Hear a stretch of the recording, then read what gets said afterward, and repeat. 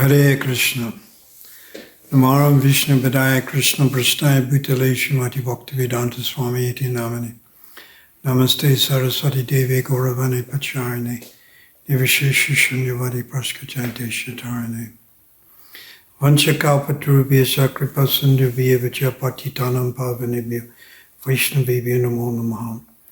Chaitanya Charitam Bhuja Mukundala Upaja Yesham Prasadam Vachana Paramapyam Bhavat. Pangam Lagayate Selam Mukam Vatak Tekripatamam Krishna Chaitanya Shiguru Dina Taranam.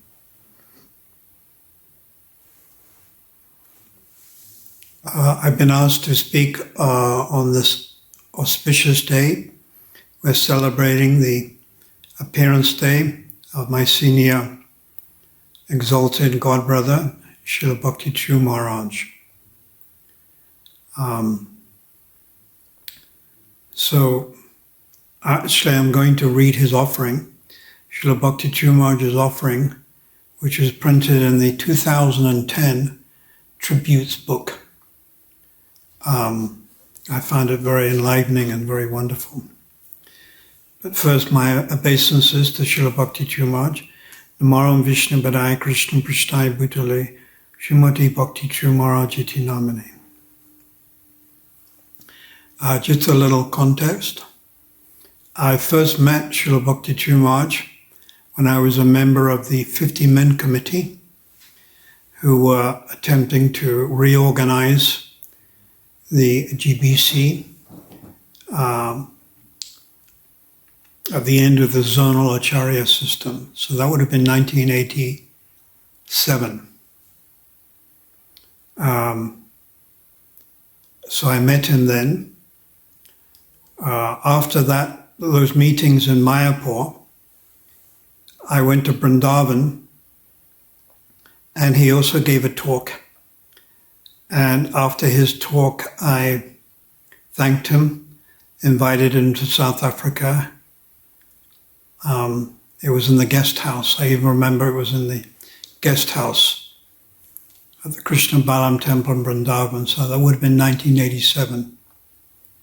I understand he was officially invited to South Africa by Srila Bhakti Chaitanya Maharaj 1 year later. We were having some management issues and he came, and that's when he got involved as co-GBC in South Africa. And at that time, he also inspired and gave spiritual guidance to many devotees, myself included, Srila Bhakti Chaitanya Maharaj, but also, in particular, Shrutikirti Prabhu took great inspiration from him. Shrutikirti Prabhu, of course, was from basically when he joined. He was with me. His original name was Gopal. So he was on the campaign. And then he was selling paintings with me. So he was very inspired by Srila Bhakti True Maharaj. And also Sri Hari Prabhu, extremely senior devotee from the late 70s, took shelter of him. And Tribhanga Prabhu, who I first met in Victoria Street in 1974. When he was a young boy. I think his name was Tiru. Anyhow, he wanted to join, but his mother wouldn't let him. But in the end, his mother became initiated. So Srila Bhakti True Maharaj inspired all of these devotees and many others also, and contributed in a very important way to the development of the ISKCON South Africa Yatra. So I'd like to read this offering. Srila Prabhupada Tributes, as I said, 2010, Srila Bhakti True Maharaj is speaking. Dear Srila Prabhupada, please accept my humble obeisances at your lotus feet, my eternal shelter. There was a time when I used to write to you almost every day, reporting my activities and seeking your guidance. Things have changed considerably since then. Due to an extremely busy schedule, For a long time, he did not do that, and I felt extremely guilty about it. No matter how busy my activities should always revolve around you, and my attachment to your lotus feet should increase with the passing of time, not decrease. When many of the devotees joined, we didn't get personal association with Srila Prabhupada. My basic training was distributing books on Oxford Street in London. The same with Bhakti Chaitanya Maharaj, Indraduna Maharaj, many of us, Niranjana Swami. But when His Holiness Srila Bhakti Maharaj joined, immediately he was made an assistant of Srila Tamal Krishna Maharaj with the purpose of assisting Srila Prabhupada. The GBC in January 1977 made Tamal Krishna Maharaj permanent secretary. So Bhakti Maharaj was like his assistant. So Srila Bhakti Maharaj's training was simply to serve Prabhupada, but in a personal way, one-on-one. So this puts him in a slightly different category. He had so much personal association and was trained by Prabhupada. So continuing, Srila Prabhupada, Bhakti Maharaj says, you taught us the best way to serve you is by serving your ISKCON. Now we can understand why you said that. This wonderful institution is your divine arrangement for spreading Krishna consciousness all over the world. And it is through this institution that Krishna consciousness will continue to spread to every town and village all over the world, fulfilling the prediction of Sri Chaitanya Mahaprabhu. Therefore, it is becoming clear with the passing of time that our most important responsibility is to serve and protect ISKCON with all our ability and means. Since your departure from this planet, a lot has happened in our ISKCON family. In many areas, our movement has suffered considerably, while in others, it has developed most remarkably. You used to say that all forward movement takes place in waves. So we can see how true that is in relation to our movement. Places that were booming in the past are facing some kind of depression today, and places where Krishna consciousness was practically absent are flourishing wonderfully. Undoubtedly, both these phenomena are signs of progress. So obviously, Srila Bhakti Maharaj, he's referring to the previous Soviet countries where preaching was very difficult. But now the floodgate has been opened up. I've been told by one authority we have 150 centers in Russia. Whereas in North America, we've experienced some slight difficulties. Fortunately, in South Africa, we're going ahead. And since Prabhupada's departure, we're now up to about 17 centers.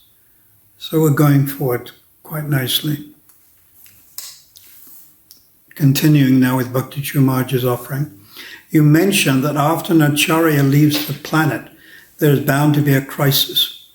With an acharya like you having left this planet, how can we expect there not to be a crisis? Therefore, I do not want to speak about the difficulties and crises our movement is facing today. Rather, I want to inform you about how your loyal followers have successfully averted those crises and pushed this movement forward, establishing your glories in different parts of the world. Your movement is spreading most wonderfully in India today. Thousands of students from various prestigious universities are accepting our teachings and dedicating themselves completely to your mission. Many educated, intelligent, and successful individuals are wholeheartedly accepting the path of Krishna Bhakti and pushing our movement forward. And as a result, we are experiencing a grand success all over the subcontinent. Russia and East European countries that used to be behind the Iron Curtain at one time have become the most fertile fields for Krishna consciousness. Thousands of people are becoming devotees of Krishna and fulfilling the actual purpose of the human form of life. A real Hare Krishna explosion is taking place in those countries. Recently, I was in Bangladesh. It is very enlivening to see how your teachings are being accepted by the people there. Not only the Hindus, but even the Muslims are responding to your teachings so favorably. Important people like vice chancellors of universities and high court judges. Although Muslims are participating in our programs, asking pertinent questions and inviting us to their respective places to enlighten their students and colleagues. Your movement is seeing glorious progress in predominantly Muslim, Middle Eastern, and Southeastern Asian countries also. Although we are not able to preach to the Muslims there, many of the Indians who have emigrated there are accepting the path of pure devotional service. Your movement is undoubtedly in the safe hands of your loyal successors. Many of our grand disciples are now coming forward, taking responsible positions and steering your movement very effectively.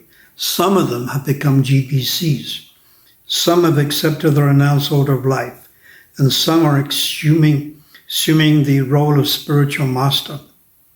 Just as a footnote, apparently I heard from Kauntilya that the last 5 GBC members elected were all grand disciples of Srila Prabhupada. Srila Bhakti Chumaj continues, it is very reassuring to see how sincerely and effectively they are carrying forward your legacy. They are our future hope and give us the confidence that your mission will continue to fulfill the predictions of Sri Chaitanya Mahaprabhu. The Krishna consciousness movement is spreading all over the world very effectively. Your books are being distributed by your sincere preachers in huge numbers, and your glory is being spread in every town and village.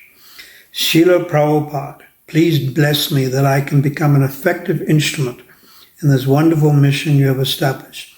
And please allow me to be engaged in your service life after life. Your most insignificant servant, Bhakti Caru Swami. So I humbly request the followers, disciples of Srila Bhakti Maharaj to take seriously his mood, to cooperate within the ISKCON mission, and to try to serve Srila Prabhupada and his personal preaching mission in a selfless way. And this would be the best way to try to repay our debt back to Srila Bhakti Maharaj, an extremely exalted and dear disciple of His Divine Grace A.C. Bhaktivedanta Swami Srila Prabhupada. Srila Bhakti Maharaj Ki Jai. His Divine Grace A.C. Bhaktivedanta Swami Srila Prabhupada Ki Jai. Our Guru Parampara Ki Jai. Gau Premanandi Hari Hari Bol.